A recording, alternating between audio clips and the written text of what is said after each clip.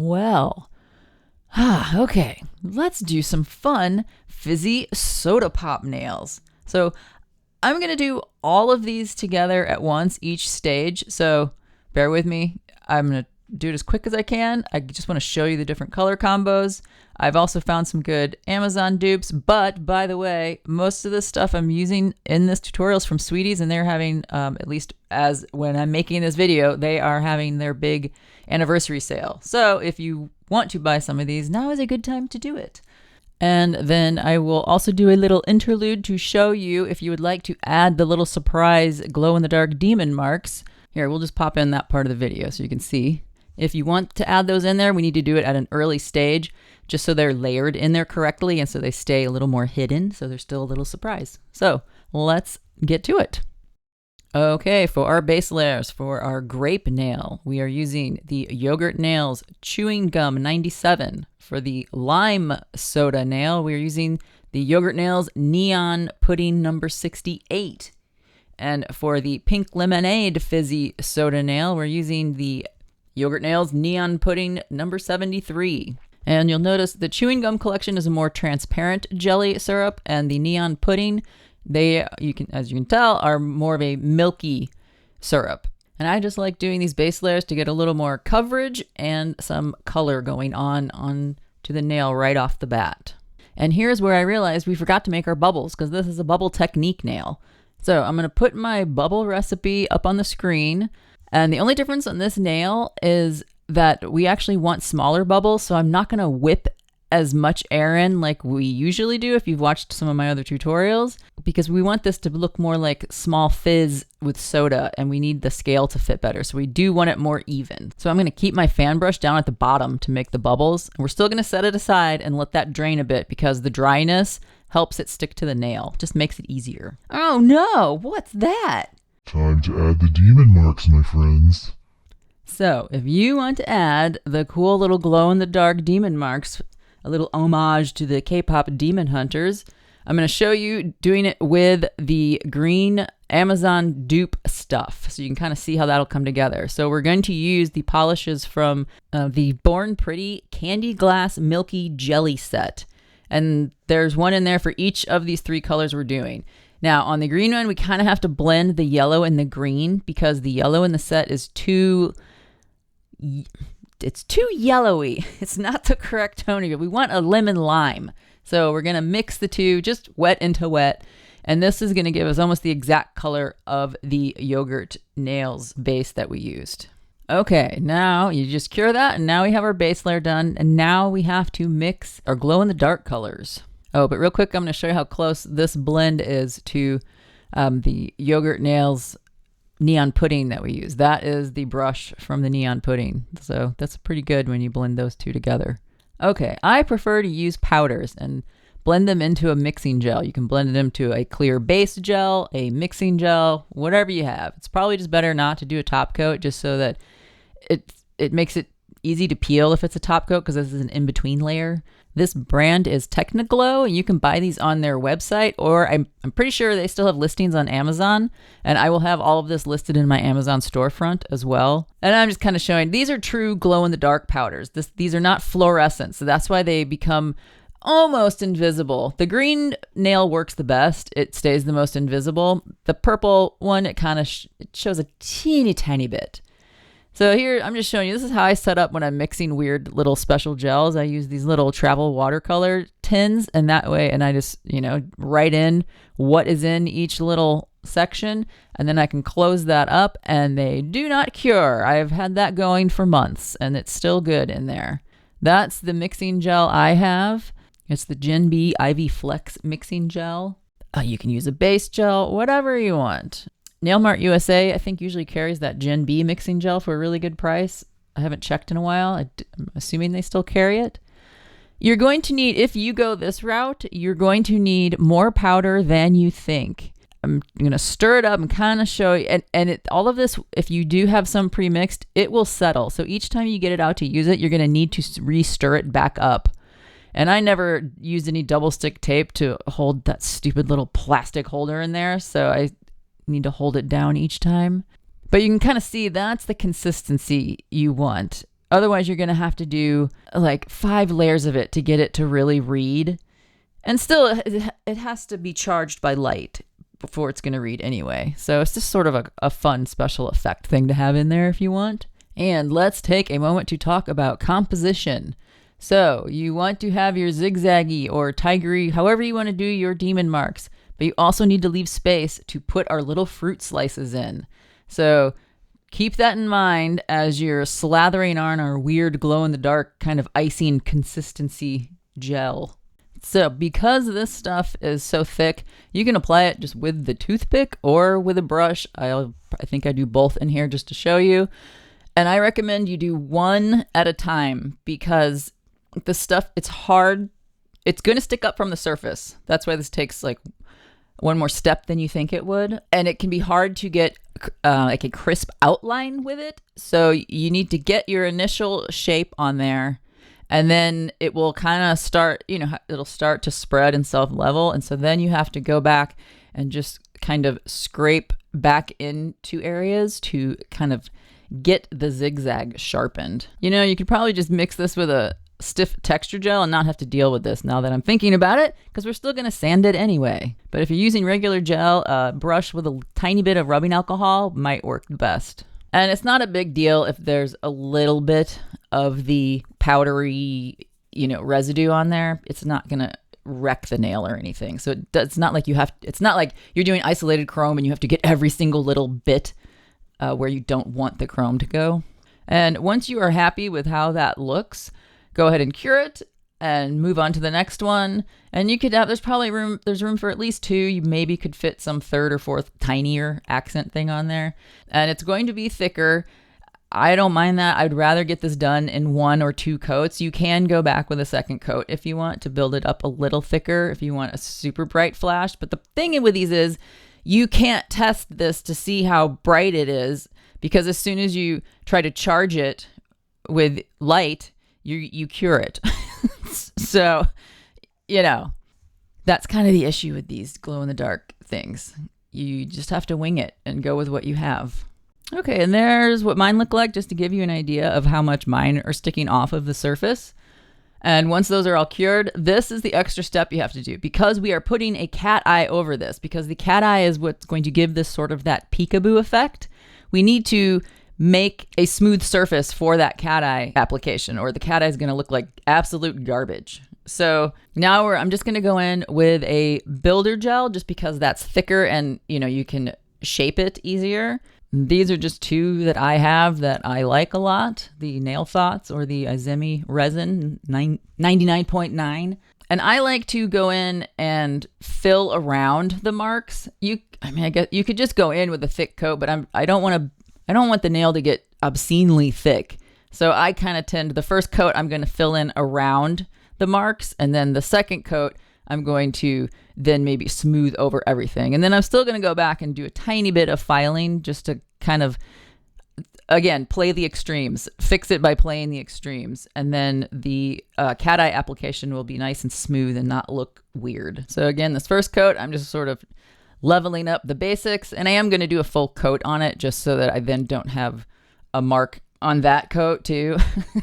And that's what my first coat looks like. You can see we still have a little bit of lumpiness. And so now I'm just going to go back and do a second coat and more do a full application of it on there. And then we're going to cure that. And then I'm just going to go back and file it a little, so that will help it even more instead of just continuing to add layers of builder gel on it. And I always like to wipe the nail down with alcohol before I file, because most gels have an inhibition layer on them and you're just going to gunk up your file. And that is what mine looks like. You can see I didn't file like every single thing. There's still a few shiny spots. That should be just fine. And for the lime nail dupe, I'm going to use the Born Pretty Gold Cat Eye, because it is actually a shimmery cat eye. And we're getting a pretty close dupe to the original.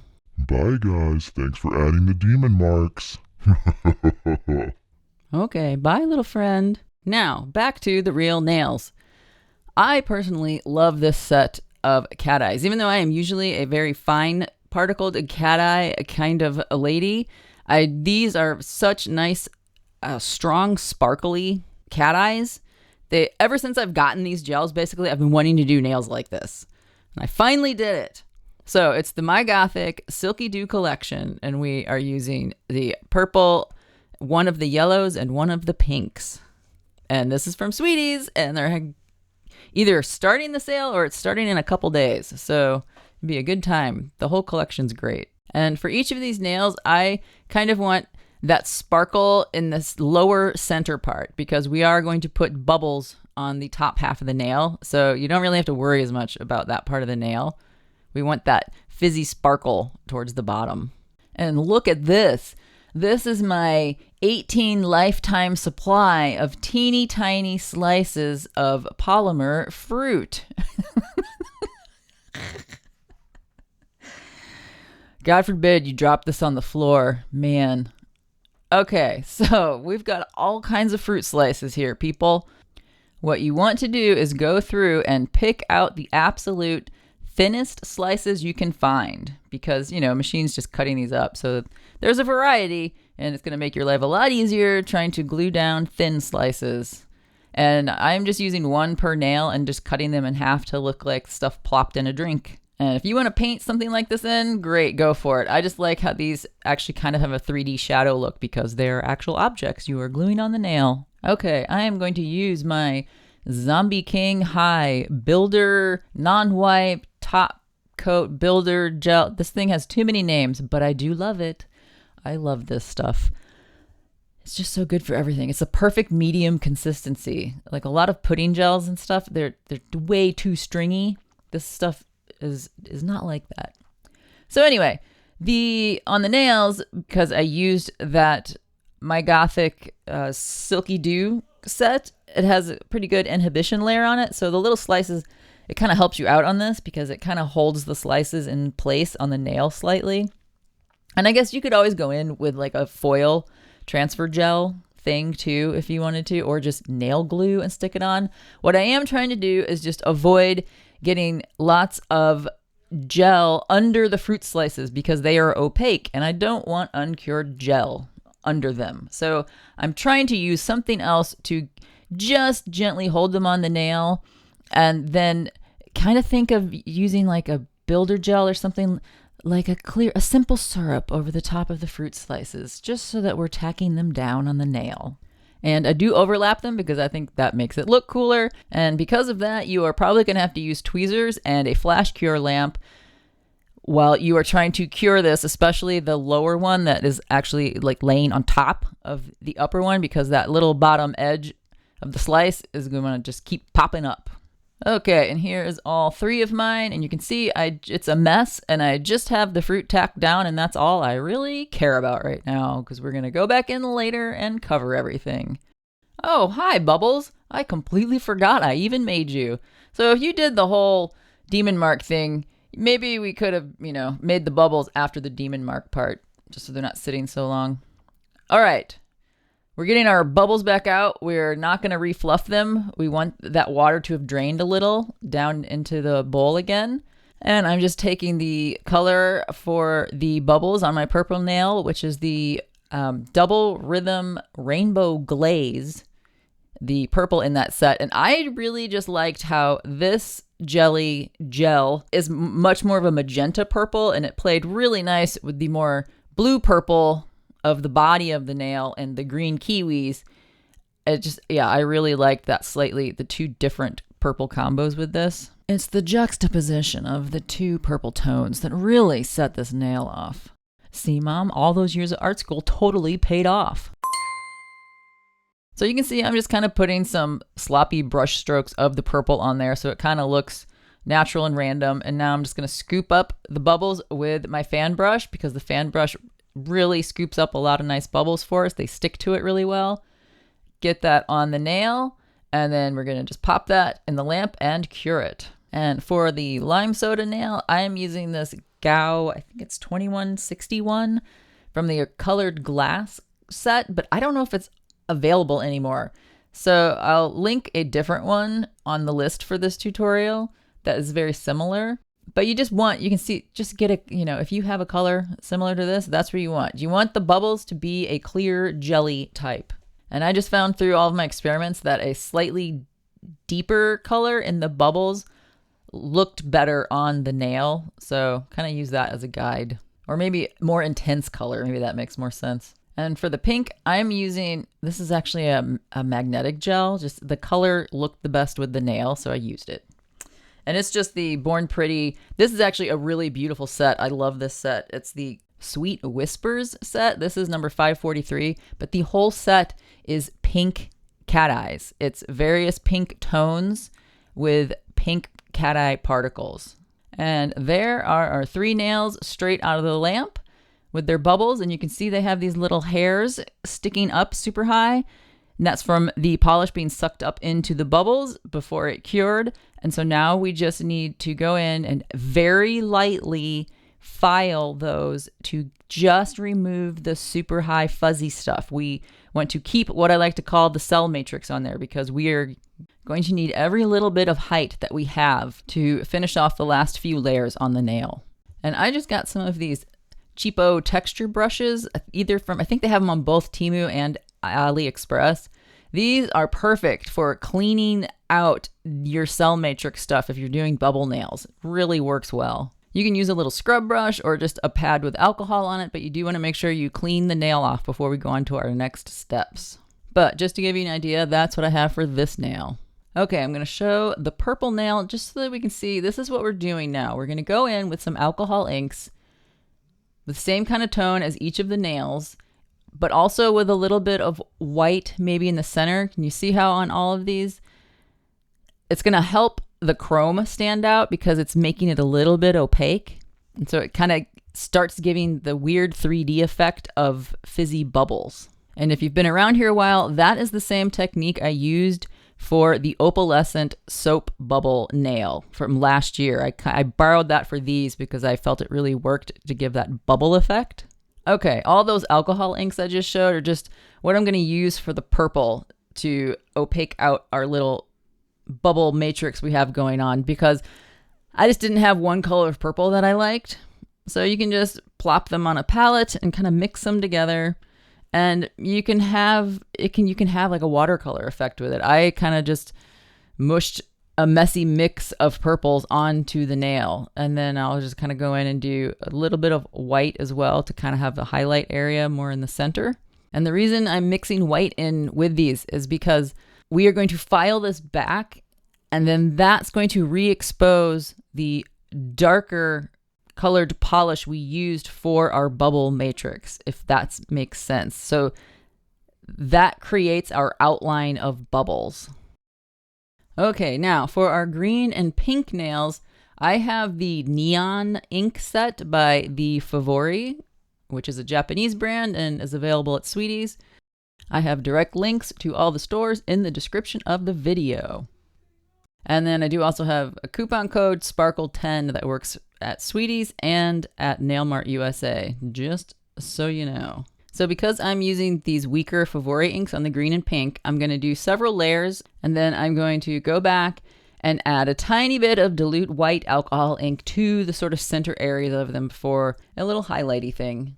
And this is about what they should look like at this point.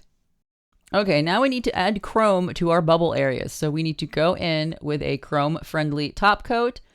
I like the Macart or the Nail Thoughts Chrome It, but my bottle of that is getting pretty old, so it's getting a little thick. And for this type of nail, we want as thin of a coat as possible of the chrome-friendly top coat on there, because we still want all of those scooped out divots of our bubble matrix. So we are going to basically use almost a dry brush and just stipple it on and just keep distributing it across the nail.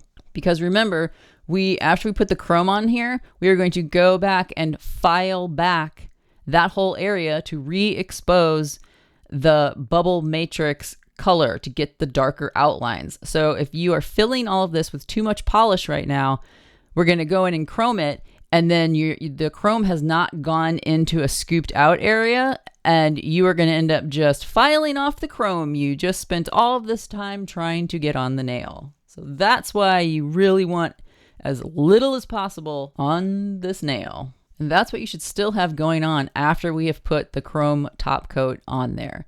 See how much I still have all of these craters? That's going to keep as much chrome as possible in there when we go back to file it down to re-expose our little purple bubble lines. And usually the chrome top coats you cure for like 30 seconds. Okay, for the pink nail, I am using Blanc Blanc Killing Romance Pink Chrome. This is from Sweeties. And fair warning, if you're using like the sponges that come with the chromes all the time, you're going to tear these up because we have all those little prickly things from the bubble matrix sticking up. So just so you know, you're going to tear them up. You just have to kind of stipple it in there like we did with the top coat. The purple nail is getting Bonnie B's Purple Beam Chrome on it. And our green nail is getting my all-time favorite, the NailMartUSA's Aurora Beam. This is a more rare chrome color, Aurora chrome color. It is hard to find that really nice lime green. A lot of them tend to fall over into the more gold tone, which I don't like as much. I think Bonnie B does now have one. I don't have it, so I haven't tried it out, but it looks similar to this. And I actually finally found a dupe for this on Amazon, and it just came in today, and I looked at the packaging, and it's actually a Kokoist collaboration with some male, I can't remember the name now off the top of my head, nail artist. So that was very strange. I had never heard of it before, but it is this amazing lime green. This is my favorite chrome color. Okay, just a reminder, this is what we are going for. So now we're going to go back on each of these nails, and with a fine file, like a 240, nothing more coarse than a 240, and we're being daring here. Sometimes I would go in and do a stipple another top coat in before I would file back, but we're not. We're just gonna file this back as is. So you want to be careful we're just trying to re-expose some of the polish color that we've been putting ink over and chrome over. And here's the thing, filing this is going to make everything appear kind of white and chalky. So you're not going to be able to see if you've re-exposed the polish a lot of the time. And you can't use rubbing alcohol like we do sometimes on this type of nail because we're doing this directly onto the raw chrome layer, and so the rubbing alcohol would just start to take the chrome off.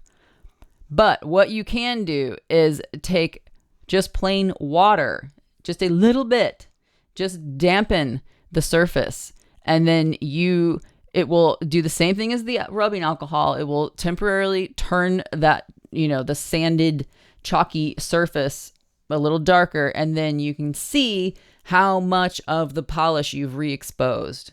Because this is all about you visually seeing what you're re-exposing. Because sometimes you think you're filing a lot and you're not, and you didn't go far enough in, and then you don't have the bubble outlines. And then other times you can just kind of saw it all off, and then you lose the chrome. Okay, once you're happy with your outlines, you need to take a little pad with water on it, and we need to clean the nails off so that they are nice and clean when we top coat them. And this is what they should look like when they are prepped and ready to go to be top coated. I can't believe we're finally top coating this. Ugh, this is taking forever. Okay, on really textured nails like this, where we also have like kind of the fruit slices plus the bubble stuff going on, I like to go in with a really thin top coat first to kind of seal everything in, because these kind of nails, you're going to have the tendency to get little air bubbles and stuff in there if you use a super thick top coat at first. So that kind of takes care of that issue. And then if you want, you could kind of sand it a little if you're worried about like compatibility or it peeling a little. Is this a great idea? I don't know, but I kind of like to do it on stuff like this. Now that we've kind of sealed everything in, now we can go in with our thicker, either you can use a builder gel again, or again, my favorite, the Zombie King High Builder Top Non-White blah, blah, blah gel, and then just start building up your top coat. And if you like to have a smooth nail, kind of approach it like we did earlier with the demon marks. Do a couple layers. You're going to have a more bulbous nail if you are using the fruit slices. Just know that. But you can kind of do a layer or two of top coat, of the thicker top coat, file some back, maybe fill a couple, if you have some extreme low points, fill those a little, then go back, and do another top coat layer. And you can get them a nice, smooth, rounded feel to them. And so here we finally are. I bit off way too many nails in this, but they're all kind of the same nail, but they're all different. So what are you going to do? I didn't want to divide this up into 8 different videos. And then we had our extra demon marks too. So that kind of screwed us time-wise. So there's all our nails. And if you want to do the demon marks, it'll even take you more time. So there you go. Don't discourage them, Crib. The demon marks look fabulous.